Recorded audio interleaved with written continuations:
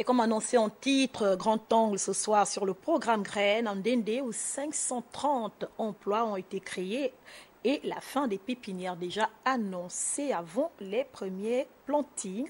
C'est donc avec vous Yves-Justin Mitombaro, bonsoir. Bonsoir Tassena. Alors c'est cela, des emplois foisons en Ndendé, la grande pépinière de Ferra de plus en plus visible. Plus de doute, Tassiana, le programme Graines est désormais en marche et visible un peu partout, à Makokou, à Oyem, Kulamutu, Franceville et à Ndendé, dans la province de Langounié, d'où nous rentrons d'ailleurs avec toute l'équipe de Grand Angle.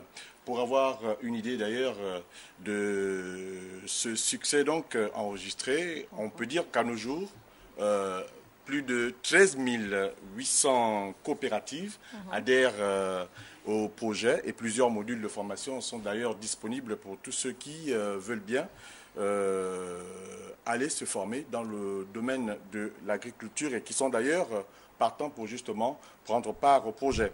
Pour la seule localité de Ndendé, par exemple, le Tassena, on parle de plus de 530 emplois, voilà, vous l'avez dit tout à l'heure en introduction, emplois directs et indirects qui sont de nos jours enregistrés. Mais sans plus attendre, Tassiana, on peut donc regarder le film du séjour de l'équipe de Grand Angle à Ndendé, et plus particulièrement dans les plantations donc initiées par le projet Graines.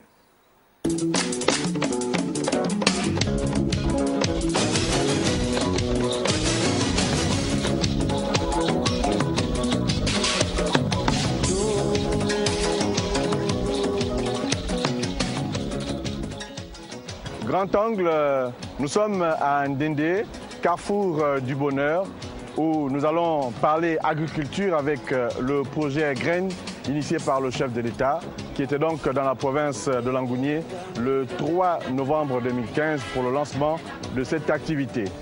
Quels sont les impacts socio-économiques liés à cette activité? Nous allons le savoir dans quelques instants. Grand Angle spécial programme Graines à Ndendé. C'est parti.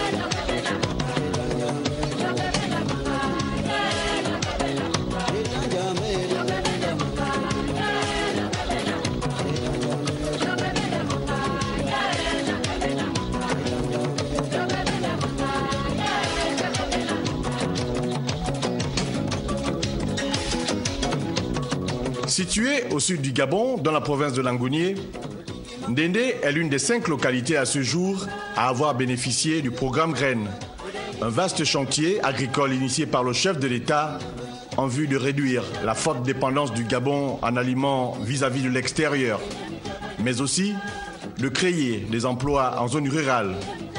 Pour mémoire, notre pays dépense chaque année près de 300 milliards de francs CFA à l'extérieur pour se nourrir. Alors vous êtes le directeur provincial du programme Graines.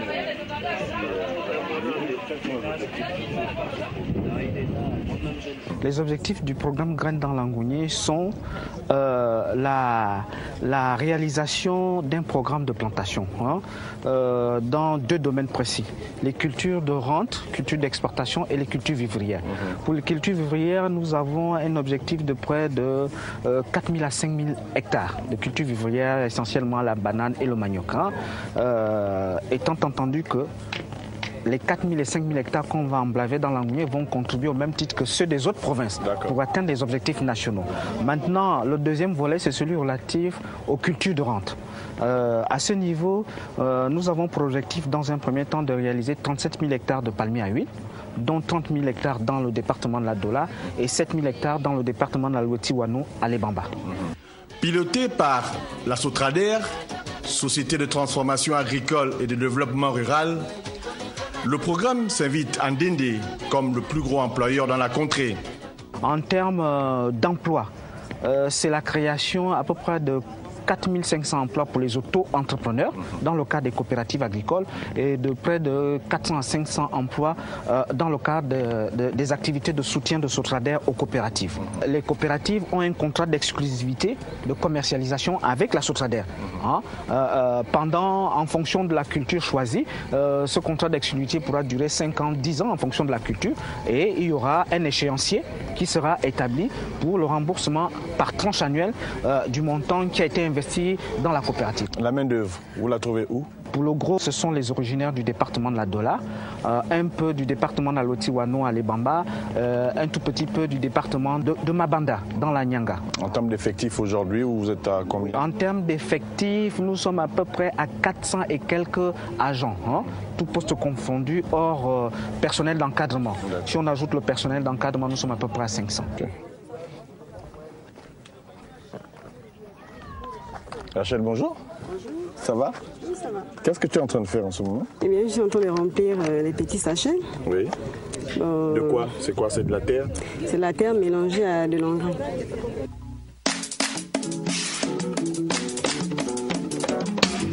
Grand angle à la pépinière de Ferra et nous sommes avec Romaric. Comment ça se passe concrètement dans le processus? Dans le processus, il y a 3 activités qui se passent. Il y a la préparation des sites pour l'installation des gros sachets, donc la grande pépinière, et il y a le planting, notamment les graines que nous recevons de l'étranger pour mettre dans les petits sachets, et il y a aussi maintenant la période de transplanting. Donc les plantes qui ont atteint 3 mois de maturité dans les petits sachets doivent être transplantées dans les gros sachets pour attendre 9 mois. Donc 3 mois passés en petits sachets plus 9 mois en gros sachets, 1 an pour atteindre la période de la grande plantation. 530 emplois directs et indirects créés, plus de 100 associations déjà reçues au bureau régional et 32 coopératives déjà en possession de leur agrément. Parmi celles-ci, Boutambe Arefouri, la terre ne ment pas, qui dispose déjà de son titre foncier et de ses 96 hectares aménagés sur les 1386 prévus.